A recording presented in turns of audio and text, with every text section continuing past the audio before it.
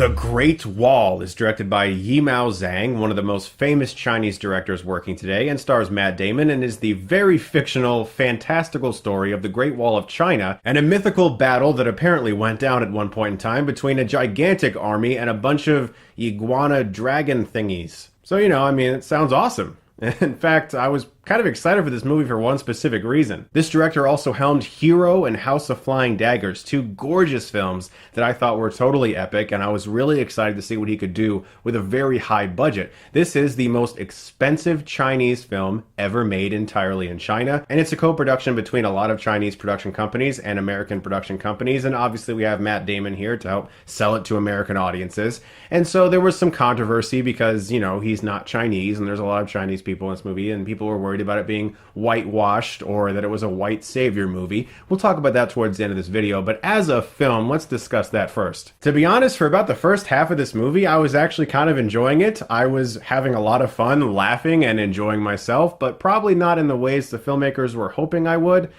because I found the film aggressively cheesy, and I found Matt Damon's accent to be incredibly shaky and very off and on, and he seems very miscast in this movie. He doesn't really fit into this film, and it has nothing to do with the color of his skin. I just feel like the focus of this movie was very mismatched. Some of the battle sequences are huge and grand, and they remind me a lot of the Helm's Deep sequence in The Two Towers. And then there's some smaller character moments, and then there's some fun, lighthearted, very American moments. And then there's very Chinese moments in this film in which it feels very much so like a foreign film.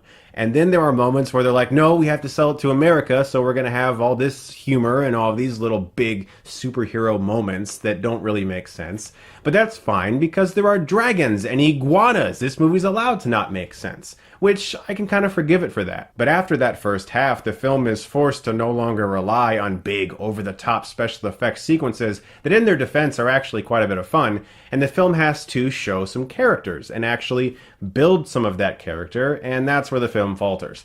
This film has terrible characters. Matt Damon is a boring, bland character. There's barely a single thing interesting about him. Him and his partner are in China looking for black powder. We know that as gunpowder. They're eventually captured by this Chinese army, and there's really not much to him. Even some of the Chinese generals in the film and other people involved with this army, where they could have some depth, they just kind of stand around and yell a lot and make battle cries and say things that are heroic, and there's just nothing to these characters. So whenever the film isn't involved with an amazing action sequence, it just kind of goes poof. Those action sequences are quite a bit of fun, and there's a lot of them. The CG is most definitely CG. I mean, there's no way around it. It looks like a bunch of computer-generated imagery.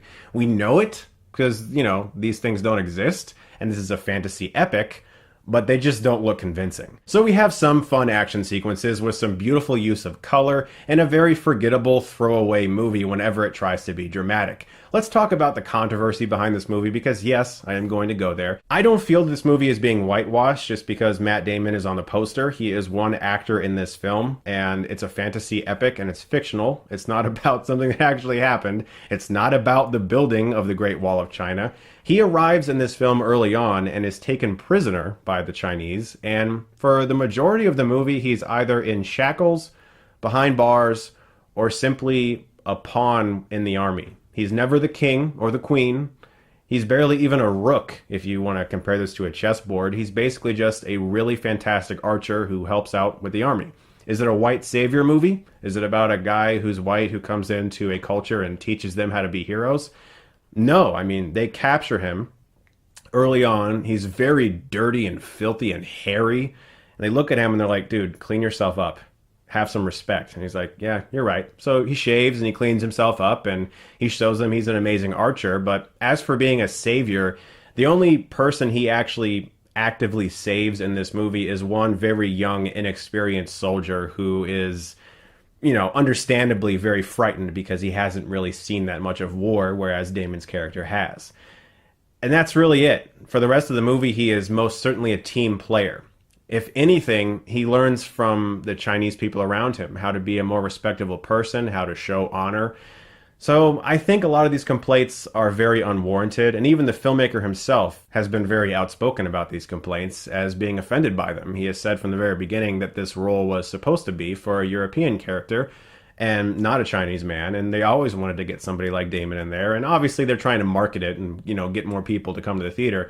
But the other thing that's important is to recognize that with the amount of money that's been put into this movie by the Chinese production company that has helped made it, being the most expensive Chinese production ever to be filmed in China, they are heavily relying on this film's success in other places besides China to continue to expand the Chinese film market internationally. And they're really looking for this film to be successful so that they can do that. So the people who are detracting this movie, who've never actually seen it, who want more progressive films made by people outside of America, I think aren't realizing that the success of this movie is kind of important for that to happen.